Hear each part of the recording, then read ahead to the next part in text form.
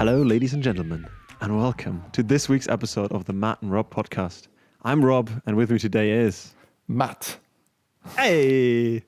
Amazing intro. Today we're going to talk about the British Grand Prix of the 2021 season for Formula One. No, 2020. At Silverstone. Oh, 2020.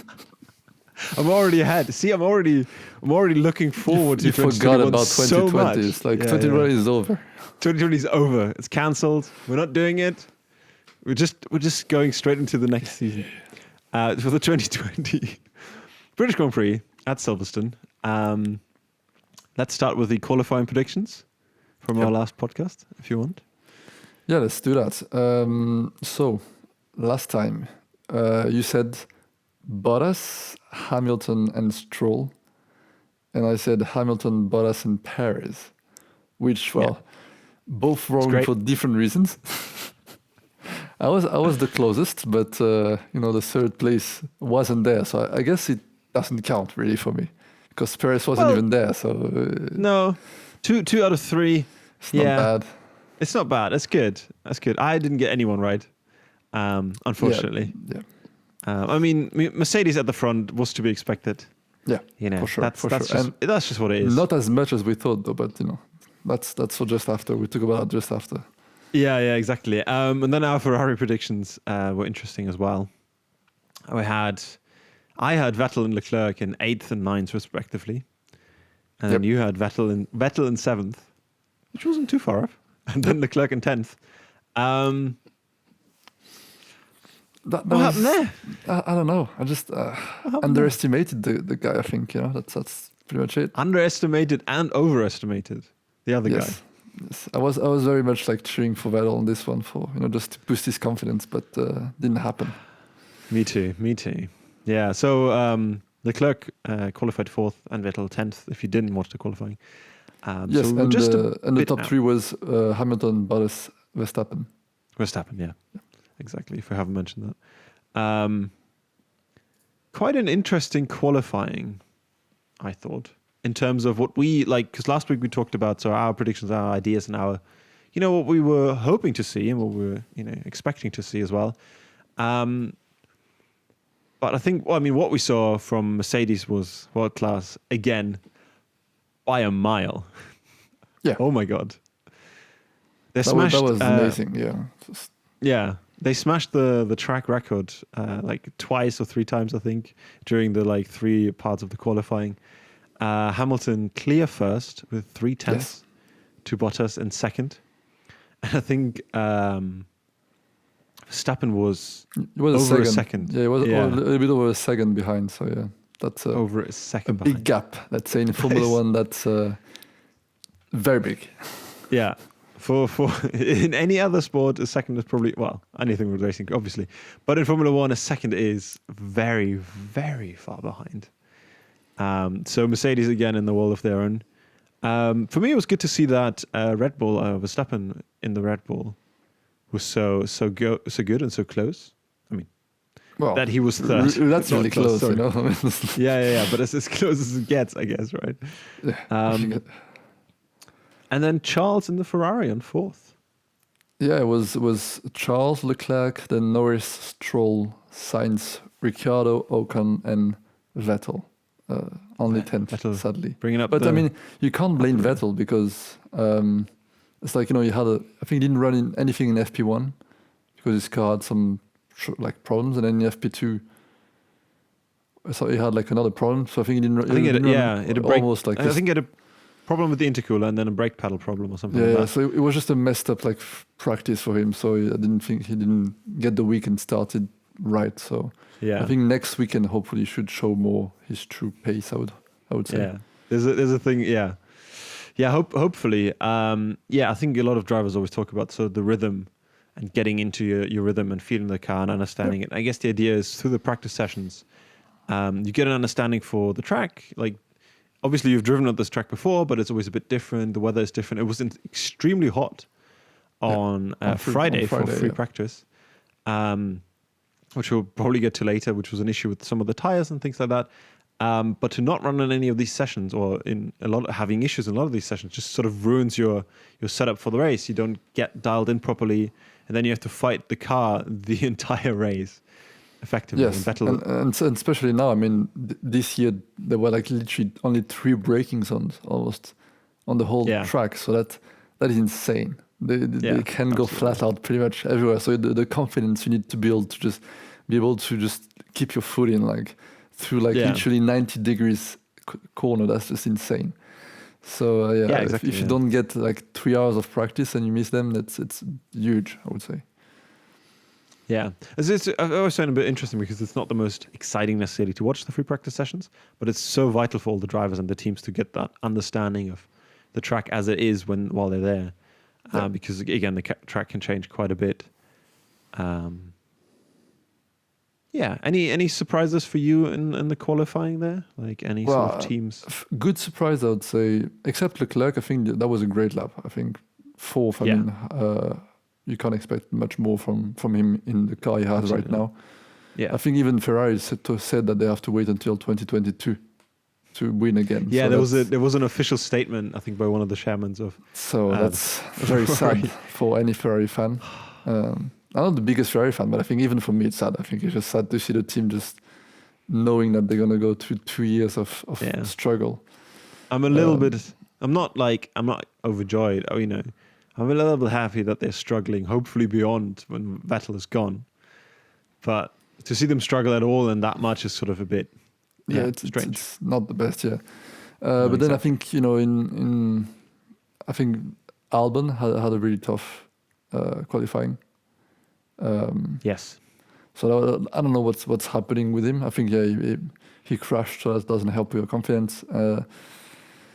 And again, like I don't know. Is it a car thing? Is it a setup thing? It's very weird his situation right now. I just hope that it's not the Gasly situation where he was just he was good and the stress started to get in, and like the confidence problems, and then you just get in your head too much and then you can't perform, and then you're just like a circle where you're not confident, then they do a mistake, and then the mistake makes you feel worse, and it's just a circle. I hope it's not in there, and I hope it's just a little hiccup in his progress. Yeah. But that's what I wanted to say as well. It's like it's interesting to see Albon because he had been doing fairly well before then, and I wonder whether it is a confidence thing and a pressure thing, especially if your teammate is Max Verstappen and you're always being compared because you effectively have the same car or you have the same car, to try and compete with someone like that who performs very well, as we've seen.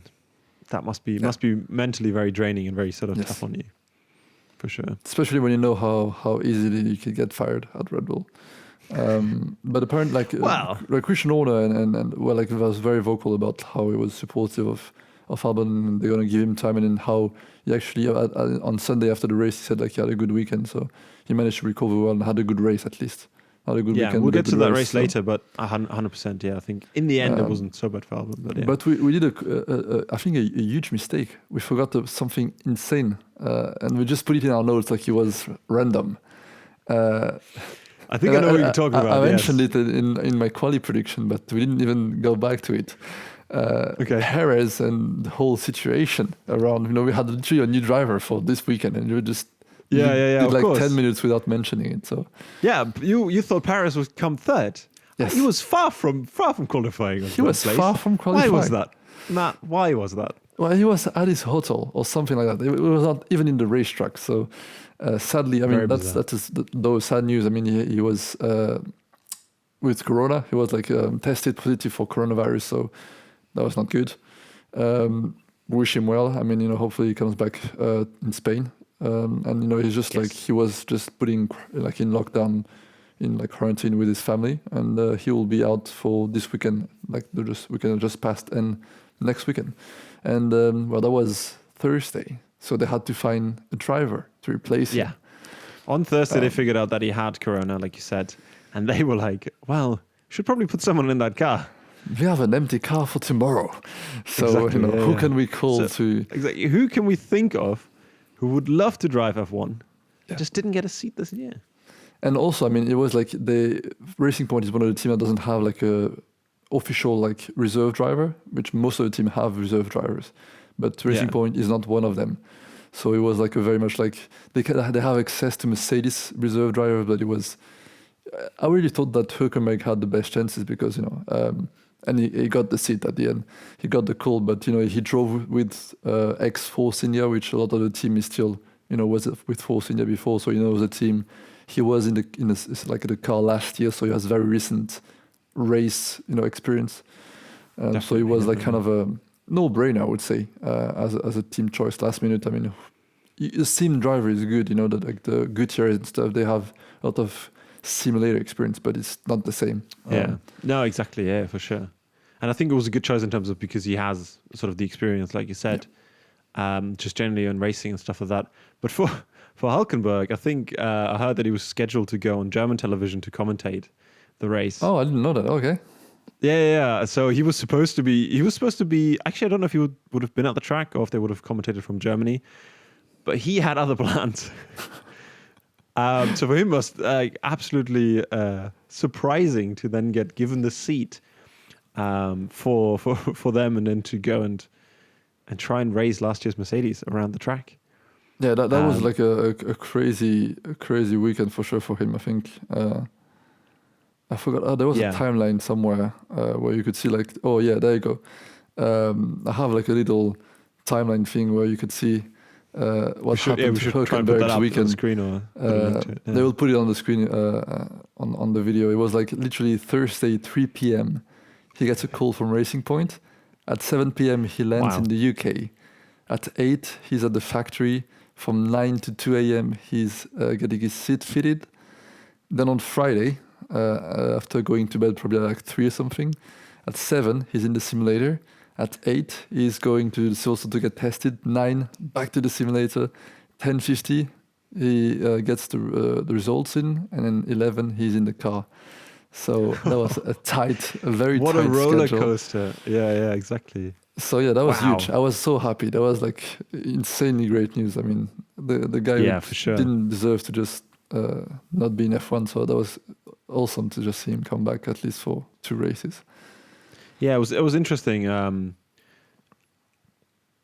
especially because it's like it's not something you just like, even for an experienced racing driver, it's not something you just go and do right on your day off or weekend. You just jump in a car because there's a lot of like, especially physically, what you were saying, it's pretty taxing and like there's a lot of G-force pulling on your neck.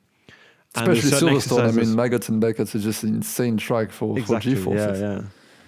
For sure. And then like that, and he said that he's never driven a car that quick because it's, current generation and things like that. So for him to then like come back and do it and do fairly well at it. Yeah, it was really impressive because I mean, if you imagine that, I mean, he didn't drive, he wasn't in the car for 7 months. He has no experience with 2020 cars in general, but with this car precisely nothing. So it was just like the first time he tried it was on the simulator at 7 a.m. on the Friday. And the simulator doesn't like give you the whole and it's not picture, even that. Right? Like, so yeah, you have to literally think like the first time he actually felt what the car was like was the FP1 on Friday. So he was like 6/10 of Stroll or something. So I mean, come on. I mean, even if that's his job and he's professional, and it's still quite impressive. I mean, I think in the end he qualified 13th, right? I'm just looking it up. Yes, it was 13th. I mean, it was like, I think everyone was in 1/10, like from 9 to, so it was extremely close. I think it was very close, but I think that was incredible. I'm checking right now. Yeah, it was like literally Vettel was at 1:26.455, and then he was a 1:26.566, so it was a 10th, literally. Yeah, that's so. I mean, it's almost you can't really blame him for. And he was his teammate did a 1:26.501, and he did a 1:26.566 again. So it's like half, like it's 5. It's nothing. It's like it's whatever. So I think it's really impressive that he. Well, yeah. Overall, I think it was a good performance for the quali, at least for him. Oh, absolutely, yeah. And I would have been looking forward to seeing him race. Shall we go on to our race predictions first? Yeah, we'll talk about the race. Let's do that. Yeah. I mean, race predictions. I mean, I had them right until like the last lap. You so, had- you know. You had it in the bag until if it would have ended a lap early or 2 laps early, I think it was. Yes. You would have had it actually right. So yours was Hamilton first, Bottas second, Verstappen third, Yes. and mine was Hamilton first, Bottas second, and then Stroll third. Yes. Not so good for me, my prediction, but Our yours Ferrari was pretty- predictions were not great either. yeah, that's true. Well, Ferrari I had one. predictions- No, I didn't have any right actually. I thought I had one, but no. No. Ferrari predictions were yours were Vettel 8th and Leclerc 10th. And mine were Vettel 6th. Very optimistic hoping there, and Leclerc 8th. Yes. So that didn't happen. Not great people to predict races. If you want to bet money, don't listen to us, I guess. Yeah, exactly. Experts in a lot of things, not experts in guessing, Not there or yet. predicting races. Let's put it that way. Yeah, I mean, going into the race, like we just talked about Hulkenberg, and I would have really loved to see him race. Man, that was probably the most like heartbreaking thing. Exactly. Like I don't On remember anything like that before. It's just the guy just raced, like he just flew to a racetrack like the day before, just spent the whole night getting his, and then doesn't get the chance to race, and then all the fans were dying for a podium or a good Everyone performance or anything. wanted to so, see him race. so that was just especially sad. in the racing I mean, point. Yeah. don't even leave the garage. That's just Yeah, the they worst, just had. I mean. I think they had an issue where they said they couldn't get the engine to start properly or something like that. That's what I heard. engine thing. So it's just very sad. And I think it's been a while since like a driver didn't start the race. I can't remember. At least this season didn't happen yet. So Yeah, had to. it was close. It was close last weekend, but He was not meant to be. They just didn't have no. to. This car was not meant to be driven this weekend. So what a disappointment for so. Oh my god! On Thursday, if you would have told him that had happened to him, he would, you'd think you were crazy. yeah, come to Silverstone. You're gonna do Yeah. practice the qualifying and you won't race. Thank you. Exactly. Thanks. No. Okay. Not doing that. That's crazy. He is back though. Like you said, I think Perez has a couple of days more lockdown to see how he sort of, how that sort of will develop. So he will be back next weekend. But he was definitely hoping to get some more laps in and sort of get Yeah, and more just of an I think understanding of the the car. experience of his on his body to do how the race is gonna feel. I think that was. Yeah, exactly. Like there's always G forces pulling on your body, and your neck is one of the things, but also your internal organs also move obviously because they're not static. So that's And sort the of tire management and all this stuff, I think it's very valuable. So. the way to drive a thing. But I'm looking forward to seeing him back next weekend. Yeah, oh, very much. Yeah, Really, that's gonna be really exciting. excited to see that. Yeah, I mean, overall, like when it all kicked off the race, I thought it went pretty smoothly in the first couple of corners. Yeah, there was some little action, but I think in the second corner really was all over. I think everyone took their place back, and Yeah, that's exactly. pretty much Yeah, it, I think, there was. I thought because of the way everyone was going like super close, there was something. yeah, I was thinking Vettel kept out of trouble, which was good. always happy when that happens. Always good. Leclerc kept out of trouble, which is also good. Yeah, Even though it looked like he did have the sort of the jump on Verstappen at the beginning a little bit. Verstappen then sort of took his position back and then sort of very quickly. It was just continue for there. So all in all, a pretty good start. yeah, it was good. Yeah, I think he didn't really get the. I think Verstappen was kind of pinched by Bottas, so he had to lift off, and then Leclerc kind of had the advantage. But on the second left hander, he just took it back. So Yeah, it was definitely. all over. Yeah. But it was just a normal start. I would say nothing really, crazy happened. So. No, we had to wait like 2 laps for something crazy to happen. When Albon was trying to overtake Magnussen. Yeah. Yeah. Well, what's your sort of? I mean, they touched and Magnussen ended up in the. He ended out of the race in the sort of the gravel. Yeah. What was your sort of view on that?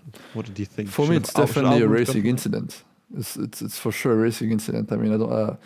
He literally went on the sausage curb, and then it was like the car was literally lifted off the ground, and then just it was not on racing line anymore. It was just he was correcting an error. So I don't know, and then you just kind of turn back and to catch the apex, and I think there was like the Albon was still on his side, literally. He was next to him.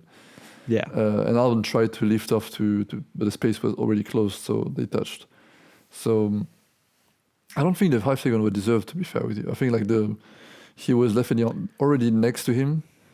Magnussen was fixing an error that he did and just turned right again. I think it was just a little racing incident. Sadly, it ended up worse for Magnussen, but I think, overall that's racing. I think, the gap was there. He went for it. Magnussen didn't see him or something and then tried to turn. He tried to avoid. It's not like if he didn't try, he tried to avoid. Like you can hear him. Like he just lifted off, but it was too late. Yeah. So I think 5 seconds is a bit harsh, but I don't think it changed. It didn't change his race anyway. So. No, overall it sort of didn't change Albon's race too much. Sorry, it changed his race. Yes, sorry, because he had did like a flat spot in his tire, so he had vibration, so he had to come in the pits very quickly after, like the lap after. Oh, was that because of that? Oh, okay. When the safety car went, when the safety car went in, like when they went back to pace, he just felt like vibration, so they had to come in, and he was literally at the back of the field. Yeah. He didn't. I mean, Albon didn't suffer as huge damage as Magnussen did, obviously from that. Like you said, there was a whole safety car, and we had a couple of laps behind the safety car, in which I think Hamilton was quite vocal about the speed of the safety car, which I thought was quite funny. He needs to go faster, and I'm pretty sure he was going as fast as he could. Yes, definitely. Yeah. In the safety car, but yeah, I totally agree with you. I think Albon shouldn't have gotten that penalty for that. There was a good chance for him to get past Magnussen, and Magnussen didn't need to necessarily turn in that far. I don't know. It was a tricky corner to overtake. I mean, it was a very bold try, but I think the gap was there. So, and he was slower, so the difference in speed was there. So it's like I would have done the same. Probably like 99% of people would have done the same. 99% of people would have done the same. I think the gap was there. He was like much lower, so you just like he's slow. He's had an error. I'm just gonna go there, and then sadly the guy just crosses back in. So 100%. I thought that was a bit odd that he got a penalty for that, and there was other things where I thought people should have gotten penalties. I think it was Grosjean that moved under braking, which looked like that looks way more dangerous than sort of. Obviously nothing came from that, but I think so. That was it was kind of interesting. And then it took 10 more laps of the race until we had another safety car. Yes, because Daniil Kvyat lost the rear of his car, which was a very, very sort of weird. It was a very sudden. I think apparent on live they said like he had a puncture, like a left rear puncture or something. I was trying to look into that, but I couldn't actually find anything. I saw. That he was saying afterwards that he was sort of distracted while he was doing something on his steering wheel. Like we said interesting. Before. In the middle of the maggots and that's why he apologized so much. Yeah. Okay, that's why he apologized. Okay. Yeah, because he was immediately he wasn't like, oh, what was that? He was like, oh, I'm really sorry, guys. He assumed he made an error, but I don't know what you can adjust for your car to go do a 180 on you. Yes, especially in the middle of the corner. I think it's weird. Yeah, and in that corner, and because it was such a bizarre corner. And usually you don't go off there very often. And lose it that it was very like a sudden loss. I mean, you just completely lost it like a fraction of a second. So I think they said maybe a puncture or something. And I don't think it was his fault, to be fair. But but I haven't seen anything that sort of is like definite. That's what it was. True. That's what the issue was. But that basically gave us another safety couple of car laps. period, safety car period. And I think by like lap 20 something, we only had raced for 5 laps or something like that, which was very interesting to see. Just because there was the 2 accidents and that much safety car time. I think we had I think the highlight of the race was the battle between. There was 2 main battles. I think there was Sainz, Norris, and Ricciardo. That was very entertaining. Probably the best moves and stuff, like Norris, doing some great moves around the outside and stuff. It was just amazing.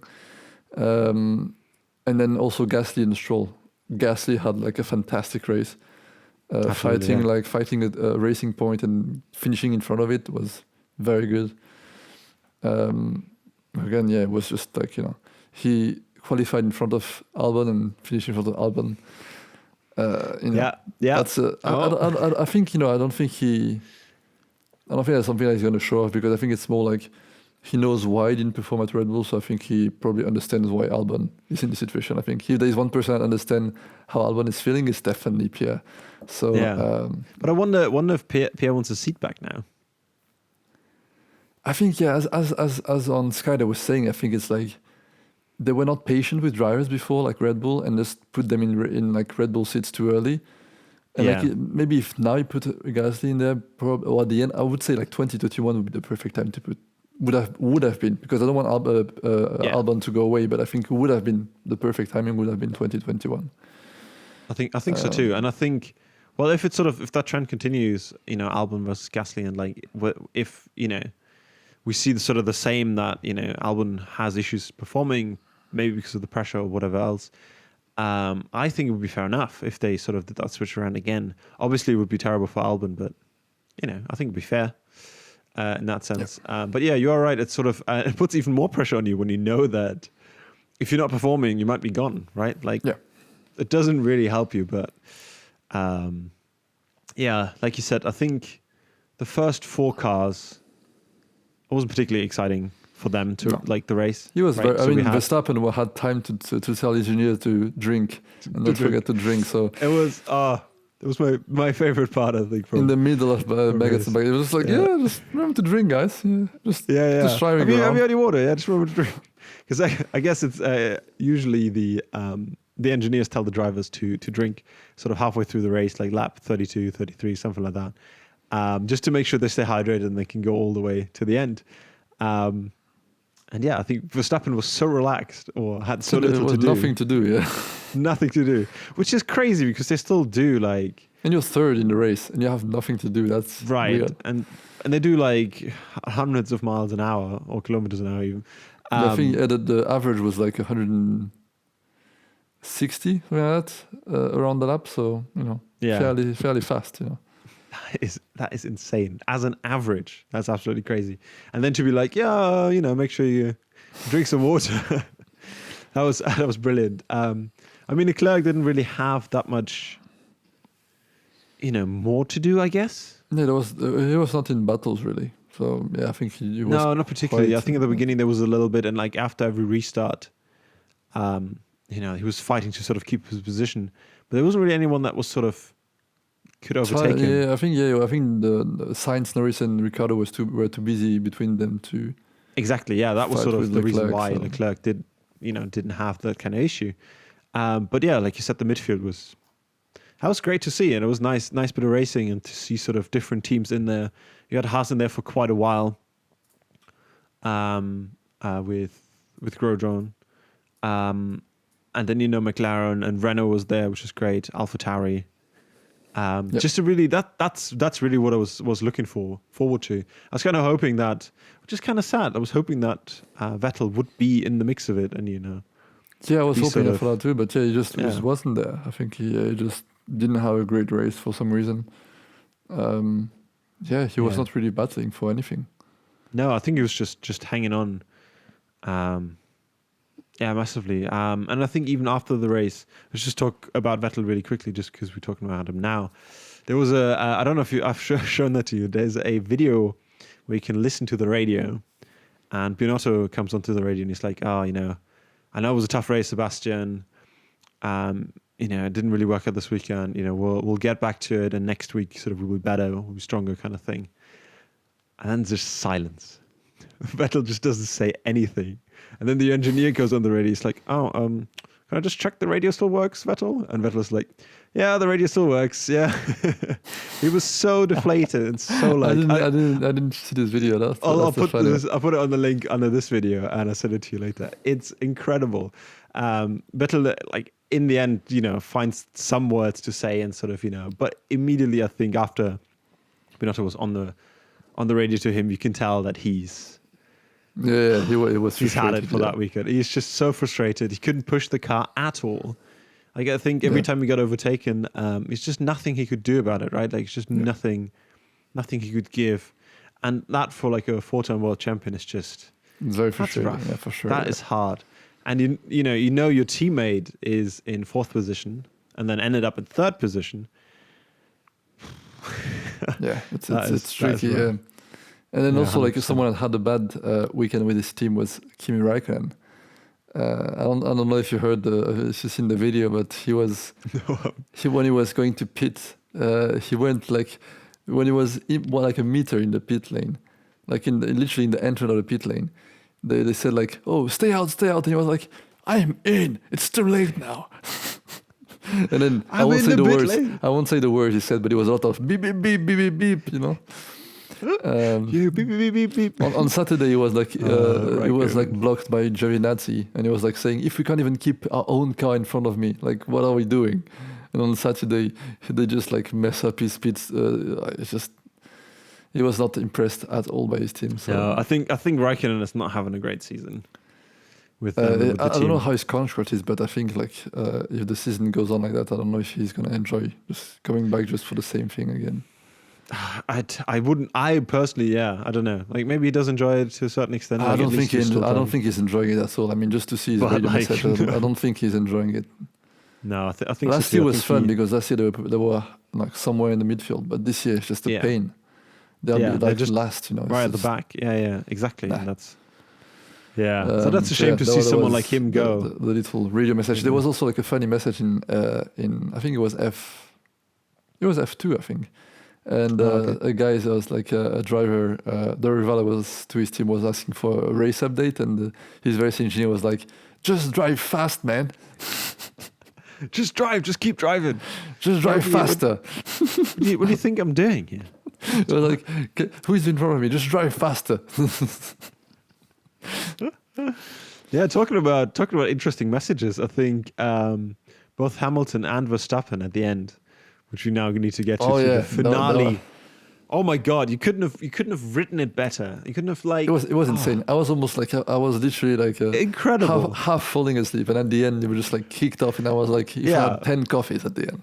It was insane. The ending was just so. Yeah, it all came down to Pirelli and the tires and how long they would last. And I think most teams were sort of right on the edge, and you always are because it's Formula One. You're trying to push push that sort of limit of the cars and everything else that you use.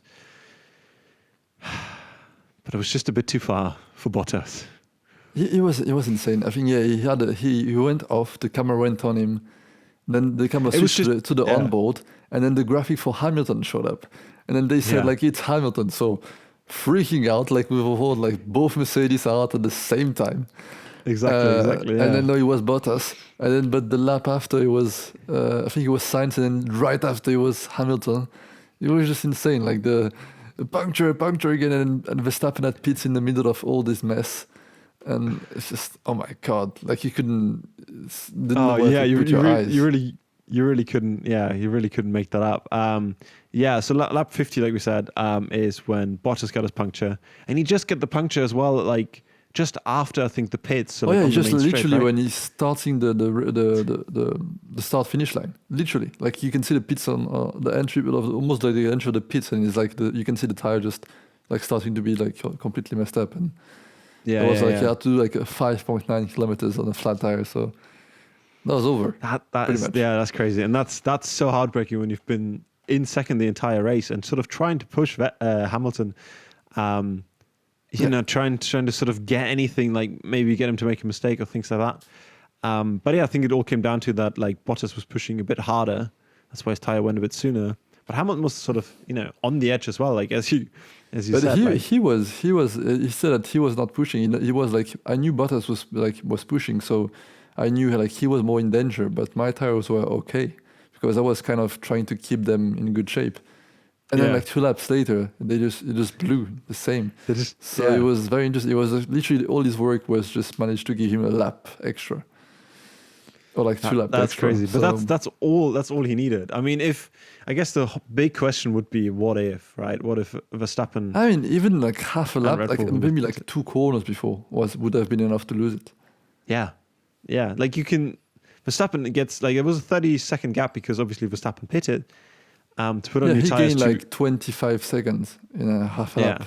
So that difference. But it was like on the radio, it was just like, oh my God, like it's like is he? Where is he? Oh, just keep driving. And then Can we Verstappen win is this? like, If you can we win hurry this? up or Can we win something. It this? was like, Yeah, if you get on with it. I if think you get he on said, with it, yeah. that was it. If you get on with it.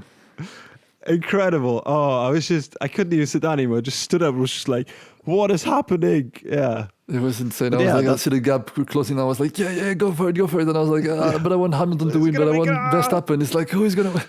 Oh, absolutely incredible. And I think some people were sort of saying that maybe Hamilton shouldn't have kept driving because it's sort of, I guess it's dangerous in a way because his car isn't functioning properly. It's like for me, it's weird because then people were saying about Perez in Austria when he has his front wing damage, but I think Right. I think both of them should have. I mean, especially in this one because if Hamilton would have pitted and crossed the line in the pit lane, he would have cut the last two corners, so he would have finished easily first. Right. So I know he probably didn't want to because racing and whatever, but I think safety wise, I think you never know when the tire is gonna open and just start to break your whole car. So he could Right. have. He was lucky that the tire stayed in one piece, but he could have just started to just literally tear in half and start to break his car up and have carbon everywhere. Yeah. So it's a bit of when you like Bottas he had to do the lap, but Lewis he literally could have pitted. Yeah. He absolutely could have done, but I think, obviously he didn't get a penalty for that. So No, for sure. I think it's definitely not in the rules, so you can't really give penalty. But I think it's probably something they should look at because I don't know how much can you have damage and just it's like as long as your car is driving, if you can roll it with half your car broken, but if it rolls, you can go through the line. Yeah. So they were saying there was a couple of that was decades ago now that some people sometimes push their cars over the line. Yeah. Which isn't allowed anymore. That's not The allowed car anymore, has yeah. to exactly be able to sort of finish itself. But yeah, I think unless there's massive bits of carbon fiber flying off your car constantly, keep going, right? And and obviously it was more dangerous, but it's still a Formula One car, and it's still dangerous anyway. He was entertaining To a for certain sure, degree. but it's at the same time, it's the rules are it's it's weird to just keep on. I don't know, it's a weird thing, but I mean, Yeah. at the end of the day, it worked out for him, and I think again, the smart thing would probably have been to have pitted and wouldn't have had to do the last two corners, which have. But then it's not a pretty way to end, I guess. No, exactly. Yeah, for sure.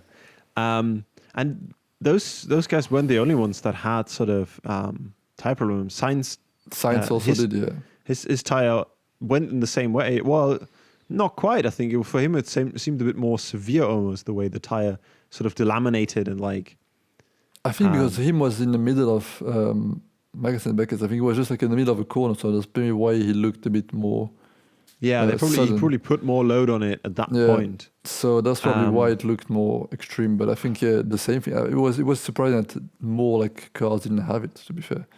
Yeah. I'm sure there was more three. cars that were sort of right on the edge. But yeah, they basically ended up giving us the top three that we had, and yeah, Sainz ended up in 13th, which was such a huge shame that was for sad. McLaren. It was fifth. It was hanging on fifth. So I thought it was not great. Exactly. Yeah. Would have had really good points. So that was hugely disappointing for them. Them as well. What do you talking about tires really briefly? We obviously used to have different manufacturers. So we used to have Bridgestone and Pirelli, and then sort of teams could choose the manufacturer based on the tire and things like that, which could give them somewhat of an advantage.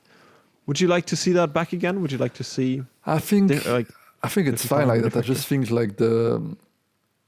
I think what the problem is more about tire management. I think it's a bit too extreme now. I think it's maybe let's put more degradation on the tires so they're forced to do more stops, and they can't bet on this medium and hard and that's it, and let's stop the less time possible, and if we push it we can keep them for 50 laps, and I think that's probably what the problem is. I think it's the tire management it's too much now.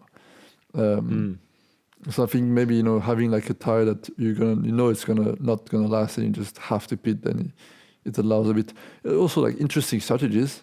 It's gonna maybe put some interesting strategies in place for team and mix things up a bit more maybe, and also for sure. just avoid these kind of problems. I think Pirelli is not going to be happy with that because not a good image for the brand. I think when tires explode, that's not great.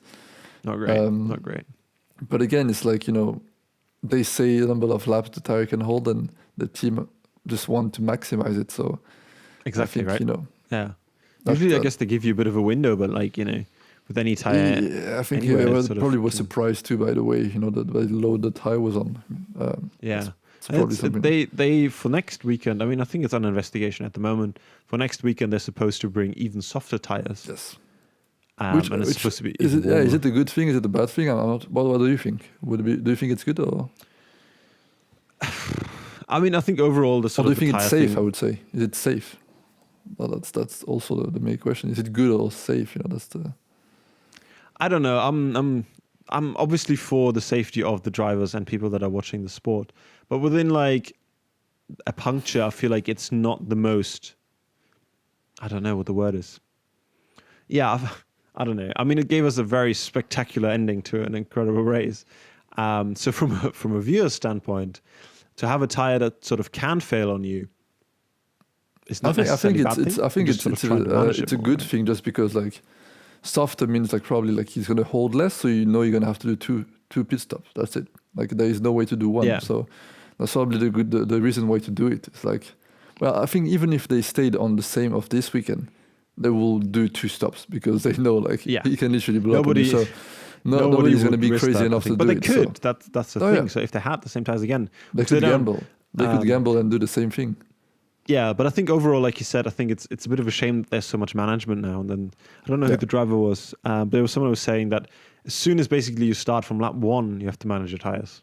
Yeah, have to it's just insane. It's like you Be just careful. drive Like, managing think your about it. tires. It's like, is that really what you want to see? It would be cool to just see them really go as hard as they can Yeah. on the tires and not have to like worry it's about already it. too much. it's already so hard to follow each other. I think Norris was saying it's like Right? Yeah. the race was boring for a long part of it because he said like it's so hard to follow someone. Like it's insanely hard. It's like 3-4 seconds you can feel the lose of downforce. Like you lose downforce and stuff. So Yeah. I think just having a tire that you can just focusing too much on like keeping your tires good and good and good, it just doesn't produce good racing. Just No, go for it. definitely, Like yeah. use the tires. Like sure, like manage it, but I mean just still like being able to push and race. Instead of just I got the 5th place, now I'm gonna just keep my tires good. To go Yeah, to the right. end. Like It's it a would be bit- cool to see people trying to push harder and like go Yeah. further and like, Yeah, so that's why I think Um, maybe just doing a 2-pit, like having like tires that last less, but have better performance or something like that. Have less of a reliability, like not yeah, a that'd reliability. be interesting. Yeah. That'd be definitely interesting to see. I'm not sure how that will work. Yeah, sorry, I just got a message on my phone. Yeah, I think Right, that was Verstappen. Yeah, was it a good choice to pit or not? That was the big question. Was it the worst decision Red Bull ever made? The mastermind in strategy that often we call them often that they have done some pretty great decisions strategy wise in the past few years, but this one was questionable. Let's say. What do you think? It was I don't know. I like people taking risks, and I like sort of seeing people sort of push it. Was it a risk though? Like you mean But like like it was, I think so. From their standpoint and what they've said, I think they at the end like you have the small chance that you might win, you might not, right? Or the big chance that you lose second if your tire goes as well. So I think that sort of the risk management there, I think, was fair enough to say, okay, right, we'll just take second. We want all these points and not try. And they couldn't necessarily predict that Hamilton would also lose his tire, especially because Hamilton was out in front the entire time and sort of had it a bit easier, I guess, and didn't sort of have to worry about those kind of things. Yeah, I think it probably was set in their mind that they're going to split, so it was a bit of a surprise when Bottas had the problem. So maybe it was late to react, and it was like, let's just keep like what the plan was and keep the pit stop happening. Yeah, I think when Bottas had blew the tire, was like maybe just for the chance to just stay on the track. You never know what's going to happen in front. that's But true. then That is, yeah. You don't know what's going to happen to your tire also. So No, exactly. in Yeah. my And I mind, think from in my mind, it was like you never know what's maybe Hamilton is going to blow up his tires. In my mind, it was never like maybe yours. In my mind, like he was fine. Mercedes had a problem that was more, but then we see that McLaren had a problem too. So Yeah, exactly. So maybe it was the never right know. call. And I think Christian Horner was saying that they were thinking about pitting like 10 laps earlier and then just didn't because nobody else was. And I think at the end of the day, it was probably like, it was, he got the extra like point. So it's like he like reduced the gap, like the point he lost for not winning. Sure, Yeah. you get cool trophies. That's thing but that was probably the safest. Like that was the call to do, I say, like, because you don't know, like, maybe you could have lost everything if you had stayed out. So we'll never know. Yeah. We'll never know, that's for sure. No. So I think he still got second. So it's better than third. So. Oh, 100%. And Leclerc, Leclerc again, Third. He's just there. He does it. The guy just gets it when he can, It's like, and he even says it, without luck, we wouldn't get the podium. The guy is there. When there is something to get, he's there. Yeah. I mean, great job. I mean, that's the guy you want in your team. It's like if there is something to get out there, he's gonna go and get it. So. Yeah, definitely. Yeah. Great weekend, I'll say. Just great qualifying, great race. And then for one half of the Ferrari garage for sure. Yeah, for sure. I think McLaren again was solid, except Sainz had a problem, but McLaren was slightly in front of Renault, but Renault was good too. So yeah, Renault was more surprising for me sort of than McLaren's performance. I think. That was for good sure. to see. Yeah. To see them like that far ahead and Ricciardo like sort of. Again, Ricciardo, you can like, see the difference, in driver. I would say pure driver quality. You can see the difference between him and Ocon. Just he was very much pushing the McLarens, and even at the end, Norris and Sainz said like they were pushing us more than we wanted to, so they couldn't keep the tires as good as they wanted. So that was not optimal. Probably why Sainz also had the tire fail on him. So that was not optimal. But yeah, I think it was great for Renault. I mean, just showed that they had some pace yesterday. But I think it was interesting. I see they're coming, close to McLaren, which should be. I mean, they're the client for engines and stuff, so it should be. Yeah, the works team. So they should be. Yeah, again, right up there. I think they're very glad that Ricciardo is there, and they're very not. I think it's an interrogation point again. Like it's like you're gonna, they know that they're gonna lose someone very good next year. They're gonna get someone that was really good. But we'll see if he's can keep Ricciardo's level because he's showing that he's getting the maximum of the car. Yeah. So fourth. That's a Renault fourth. It's good. So can't complain. Really good. Yeah. No, definitely 100%. Yeah. I think. Yeah. I hope that for Ricciardo, like they're having. Yeah, that will continue for the team. And Racing Point. I think we have to mention Racing Point. Like I think everyone was hoping for Hulkenberg podium. But it wouldn't have happened, I think. Like I think it was definitely you were hoping for Hulkenberg. Oh yeah, for sure. I think, and a lot of people. I mean, Twitter was definitely like everywhere on the Hulkenberg podium, but I think the pace wasn't there. Just how disappointing was Racing Point. Yeah, to me that's sort of the biggest question mark on Racing Point's performance. To how they were like so good in other tracks and. But it was the track for them, right? It was the track on the paper. It was that's what I was saying. Like it should have been the track for them, and I think it comes down to you can copy a great design, but it doesn't mean that you understand what's going on, right?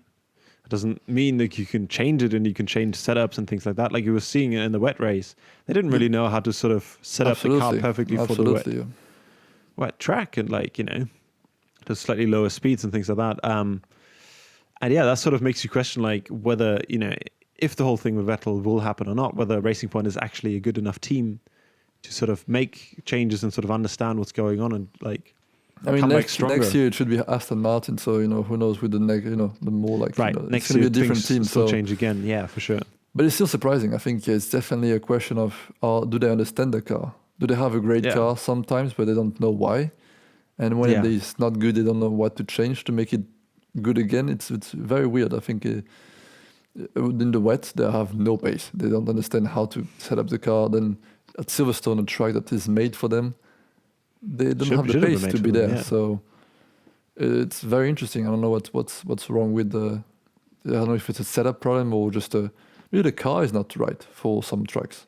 Maybe it's very good for some, but very bad for other conditions. Yeah, definitely. I hope it's just a setup thing because setup is easier to change than a whole car. So. Yeah, I'd like to think so. I'd like to hope that they're sort of coming stronger. It sort of reminds me a bit of Haas and like some of the issues that they had like last season and things like that, because they started really strong and like very promising, and then sort of were like more towards the end, lower end of the midfield. Has sort of this seasons progressed and things like that, and I think it's maybe a similar issue that they don't quite have enough understanding of the car to know what they, But it's a lot of right. teams have this problem. I think Red Bull wasn't understanding his car last week, and Ferrari is not understanding his car, and then Racing Point is not understanding the car. It's maybe they've become so complex, the cars, that even great engineers can't understand them. I think it's a question of like time, right? Because like, Also, now we had true, 2 weeks to go from one track to the other, but like we're gonna have Silverstone again and then another track, so there's only again like just a week to make sure you understand it, and I think even Mercedes are mighty as always, but they say that they have issues sometimes, and they also spin sometimes, and so. And for once, I think I saw on Twitter, like for once that Lewis didn't say his tire was gone. His tire was gone, so that was very funny. That's hilarious. Yeah, usually it's on the radio like straight away. Oh, I think my tires are going. So much vibration, it's terrible.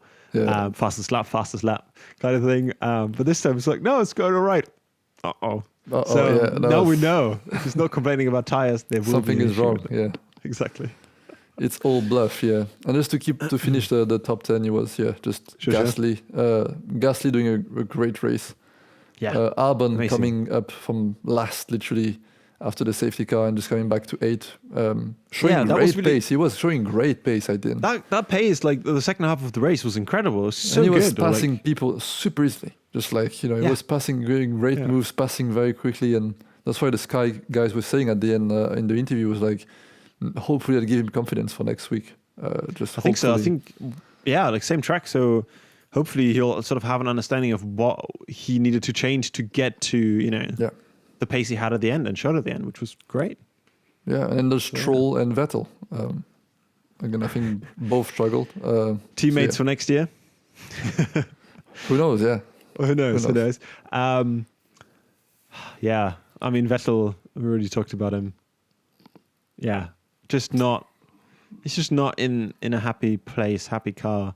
I think, both with the team and with the car, it just didn't add up this weekend for him. There was very little time to practice and everything like that. So, but Stroll was sort of more surprising as well, because I was hoping that Racing Point again, like we said, could do a bit more. Yeah, they have done. Yeah. So let's predict. This literally this week. It's race week already, so let's predict what's going to happen. It's race week again. Let's predict what's going to happen in a few days' time. Literally. I really like I really like this like 2 weeks off, 3 weeks on kind of thing. It's kind of like cool. That's good. I do like that. And I was watching just to go out of subject real quick. I was we were like talking about, I think a few podcasts ago we were talking about maybe doing like a reverse track or a night or whatever. And I saw like a great video about that. I think his name is Chain Bear or something. He explained why it's not possible, or at least not easily doable, to do a reverse race in most tracks. And especially he did like a breakdown at Silverstone and how the protection is not made for it, and how the space. It was great. I'll probably try to link it somewhere because it was a great explainer of how it's not as easy as we thought. And because I also read a comment about that. Because we thought it would be a funny idea. I mean, that literally just comes from Mario Kart, where that is a thing. But like you said, they could do new races, like new tracks could be made for that. Yeah, exactly. But it's just not, especially for a place like Silverstone as well, not a thing. And especially for where the marshals are positioned and things like that. It's not built for it. No, and then you come in the wrong way around to like the corners and things like that. It was not great. Yeah, it just doesn't work at all. So maybe new tracks could be built for that. So. Who knows in the future if there is some kind of twice in a row we could do that, but for now it's not possible. I would still like to see our Monaco race into the night kind of event. That would be good. That's possible though. I would say that's definitely possible. Yeah. So let's predict the race then. Let's predict some qualifying. Things. Sorry, qualifying. Yeah. Shall I go first? Yes, go first. Hamilton first. Yes. What a second. No. What else? Oh, that is insane, man. I don't. Yeah, I'm just gonna go with. That's kind of boring to go with last race, and I think Leclerc third. Yes, I'm That is saying it. bold. That is very bold, though. So let me just write this down: Hamilton, Bottas, Leclerc. Yeah, just because I think that Leclerc in fourth, I think there's a good chance that maybe they can get a bit more out of the car. I think for me, definitely got everything that was in this car. He got it out. So I think, sadly, I will say that it's going to be at least for qualifying, it's going to be a copy and paste of this week. So Hamilton, Bottas, and Verstappen it's. I don't see how it could be different. So you're just gonna go with it. Yeah. Okay. I think fair enough. there is no other way to just that's. So what is your Ferrari predictions then if Leclerc doesn't make the top three? Oh, that's interesting though, because it's is the midfield like going to find something like McLaren? Is there and Renault or even Racing Point? Are they going to extend the car better and just get something out of the car? So that's. I like to hope that Racing Point has got enough data from this race to figure out what was wrong and what they can change. There was still 3 tenths between Norris and Leclerc, so that is not awesome. So yeah, I would say. I'd say if Leclerc is going to finish, let's say fifth, so there's someone in front of him, it's going to be tight. So let's say fifth for Leclerc, and I hope Vettel is going to figure it out and just manage to go. It's going to be tricky for him, I'd say. Ninth? No, I'd say 7 or 8. I'd say 8, just because it's going to be very tricky. Yeah. Okay. 8 for Vettel. Yeah, I'd like to think he gets a bit more out of his car and goes 6th. Okay. 6th, why not? For Vettel. Right. Straight on to the race predictions. And Leclerc, for you, what Leclerc is going to be? Oh, Leclerc is third for me. Third. Oh yeah, sorry. Yeah. Forgot about that. It's Hamilton, Bottas, Leclerc. Yes. And then Verstappen. Sure. And then someone else, and then maybe Norris. Yeah, race predictions. You want to go first? Yeah, I've got to do the obvious, the boring. Hamilton, Bottas, 1 and 2. The ham and the bot. And who's going to finish third? I mean, there is an obvious choice. But Verstappen. I just don't think. I don't think the Ferrari's got the race pace compared to. I think it's if the tires Red Bull. stay there, if the tires stays on the car, then I don't see how it's going to be different. I don't see how it could be a different ending. I think the prediction was very right for the past race, and I think tire is going to be fine because they're going to figure it out. So I don't see how it's going to be different in Hamilton, Bottas, Verstappen. To be fair, realistically, without any crashes and anything unforeseen happening. Because especially Red Bull and Mercedes are both good at strategies, so they will lay that out so Verstappen gets the best strategy out of that anyway. So I would hope for Albon to finish fourth though. That would be great. I don't quite see that. I'd like to see him a bit higher in the top 10. I don't know if he'd be fourth. So you're saying the same thing for your race predictions? Yeah, I'll keep it the same. Yeah. Very boring, but yeah, boring. I'll keep it the same. Yeah. Trying to have some correct answers. But yeah, we'll I be hope so wrong again, I bet you. I'd say Albon is gonna. I believe in Albon. I think fourth is realistic for him. I think if he gets it right, qualifying. I think if he gets a decent qualifying, then definitely can do fourth. Okay. I think he has the car to just create the gap. Even if he's even if he's not fourth in quali, I think he still can do fourth in the race. What are your Ferrari predictions then? Oh yeah, sorry, I forgot about that. Don't forget about Ferrari. Oh, I'll say this. I'd say the same. I think they're going to finish the same way they started, 5th and 8th. 5th and 8th. It's such a tight midfield, though. It's such a tight midfield. Again, that's mainly what I'm looking forward to again for this race. Is just to see. Hopefully, Vettel will be happy with his car, and so he can get a bit wheel to wheel with some of the younger guys around him. And it's McLaren, Renault, Ferrari, and Gasly really, because Kvyat is not in there. But It's very entertaining. So hopefully, Yeah, it's gonna be super tight. I think. exactly. Um, Yeah, I like to hope that Racing Point sort of gets back on. Oh yeah, on sorry, it I as forgot well. Racing Point, but yeah, Racing Point. Sorry, yeah. Yeah. No, and Hulkenberg as well. Like hopefully he. Oh yeah, that would be great to see you him know. battle. Oh, yeah. 'Cause he should have time Please. now to just be in the simulator, right? Oh, Like, he's trying gonna to get- spend the whole week working like from Yeah. like morning to like night for sure. Like he's gonna give crazy. everything. I think that's his one chance to, you know. Yeah, like why wouldn't you take the week off, whatever you had planned to do, whatever TV station you were gonna go to, just scrap that off, sack it, and yeah, just train and race. Hopefully better the next Grand Prix. I think you're probably pretty right with your Ferrari predictions. I'm just gonna say mine. I think Leclerc 5th and Vettel like 6th. Yeah. Okay, together. Yeah, why not? Yeah, 5 and 6. Hope they don't drive into each other. Don't think they will. I don't think there will be any rain next week. This week. So It's not supposed to rain. It's nice and warm in the UK still. sadly, that would have Sadly. been great though. Yeah. Because I'm afraid, maybe a few crashes. Because since 2012 there were always a safety car, so there'll probably at least be one or two, I think, safety cars. I think it's still a but then- very tricky, But place then, to like race. entertainment-wise, I think it's going to be, because the end was definitely due to a problem, so they're going to fix the problem for next time.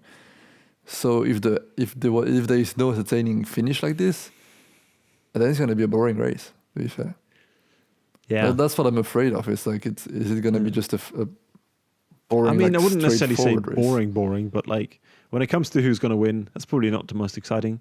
Oh yeah, Um, yeah, sure. But I think midfield kind of action should be But again, like entertaining. in the midpoint of the race, there is nothing happening for like 25 laps at least, because they can't follow each other for too long. So it's just they have to, Yeah. keep one behind the other for like at least 20 laps or something, just to keep the tires okay. But hopefully they bring the softer tires. They can do 2 stops, and then we'll have a race with different strategies and everything. So that could be interesting if that happens. I Yeah. think they're gonna have to do it anyway, because they won't do the soft, the medium and hard. So they're gonna have to do 2 stops. Yeah. There will be more stops and more sort of So undercuts like, over overcuts. Yeah. So for sure, like cool strategy and great strategy is gonna be Yeah. hopefully I think so. Ferrari is not the strong suit. So hopefully Ferrari gets like some kind of guy to figure it out. But I think all the other midfield teams are gonna work very hard on figuring the perfect strategy. I would not want to be a strategist at Ferrari right now. But yeah, you're probably right. Like, They're part gonna of have the to. reason why Yeah. Leclerc had such a solid race is because there wasn't any strategy. Yeah, and luck. It was just like he did a normal race, and there was a bit of luck at the end, and then he finished third. But Yeah. again, like I think with 2 stops, there is way more strategy involved, and you never know Yeah, what's gonna happen. they got so- his strategy massively wrong the last race, didn't they? Yeah. Yeah, it was just messed So, up. So yeah, They put him on soft on tires. soft, it was just a bad thing. So yeah, it's going to be very interesting to see. Also, I think who gets medium in Q2 so they can start the race in medium and soft. Yeah. That's going to be massive, I think, because if I there think is a lot 2 of teams are stops. going to try it, but yeah. Oh yeah, for sure. Because if there is 2 stops, then the difference is insane. Because then, do you do the soft in your first? Like you finish on soft would be probably the best option somehow. Yeah, the soft tire doesn't last long on that track at all, does it? Like, So that's why I would say probably like medium, hard, soft, or something like that would be the strategy to go for, something like that. Or maybe they just want to actually start with the soft. I don't know. But I think it's going to be very interesting to see who's going to want to start with mediums or soft. I'm definitely looking forward to seeing another race at Silverstone, the 70th anniversary Grand Prix. Absolutely. Looking forward to it, definitely. And I think we'll be back next week with another edition of the Matt and Rob podcast. Same place, same time. Same time, roughly. Yeah. With the same 2 experts. And it was a pleasure, as always, talking to you, Matt. And thank you, everyone, for listening and watching. See you guys soon. See you next week. Bye-bye. Bye.